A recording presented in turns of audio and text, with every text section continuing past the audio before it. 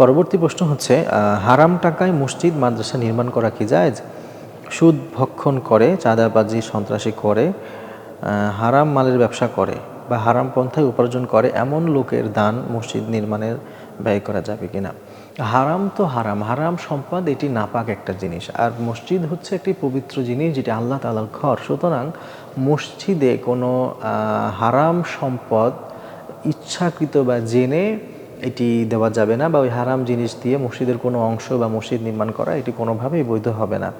এই জন্যে যারা দান করে, যদি আপনি জানতে পারেন যে এই দানের মধ্যে হারাম আছে, তাহলে ওইটিকে অবশ্যই বর্জন করতে হবে। আর যদি জানা না যায়, তখন দেখতে হবে যিনি দান করেছেন তার উপার্জনের ব্যবস্থাটা কি। যদি দেখা যায় যে তার যা উপার্জন তার কিছু হারাম থাকলে অধিকাংশই হালাল উপার্জন, তাহলে তার দান গ্রহণ করা যাবে।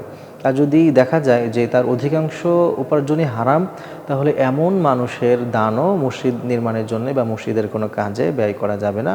কারণ মসজিদ এটি আল্লাহ তাআলার ঘর, পবিত্রতম স্থান। এইখানে কোনো হারাম বা নাপাকি এ ধরনের কোনো স্থান মসজিদে কোনোভাবেই নেই।